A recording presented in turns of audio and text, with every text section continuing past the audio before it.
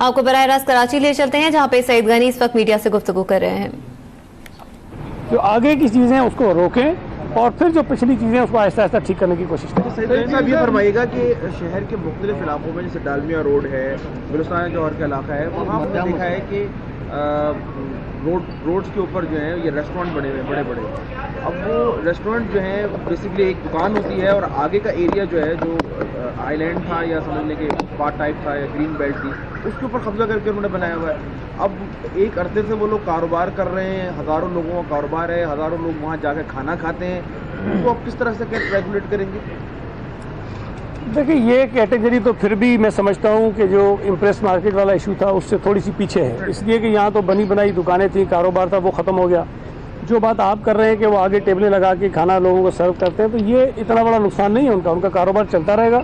और ये भी एक ह्यूमन साइकी है कि आपके पास अगर एक ऑप्शन है और खुला है, कोई पूछ ही रहे तो आप इस्तेमाल करते हैं, लेकिन अगर उसमें रिस्ट्रिक्शंस हो जाएँ तो लोग उसका अल्टरनेट रास्ता निकाल लेते हैं। तो मैं समझता हूँ कि जो उनका कारोबार है वो चलता रहेगा, हम उसको डिस्टर्ब नहीं करना चाहते हैं। लेकिन जो एरियाज़ मुख्तस हैं ग्रीन बेल्ट्स के लिए, पार्क्स के लिए, ग्राउंड्स के लिए या किसी और पर्पज़ के लिए, तो वो तो उसी काम के लिए इस्तेमाल होंगे।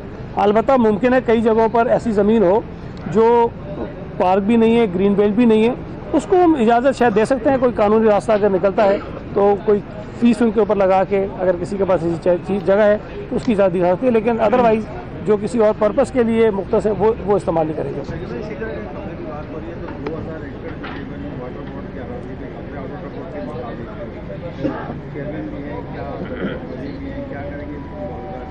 अच्छा, महमूदाबाद वाला TP2 वाला मंसूबा था जो उसके लिए भी मेरे ख्याल में चीफ सेक्रेटरी साहब के पास एंटी करप्शन वालों ने कुछ समरी भेजी हुई है FIR कटवाने के लिए, क्योंकि बड़े बड़े नाम है उसके अंदर, पॉलिटिकल पार्टी के सरबराह का नाम भी है उसके अंदर, तो वो भी अभी तक कुछ नहीं हुआ उस मामले में। देखिए,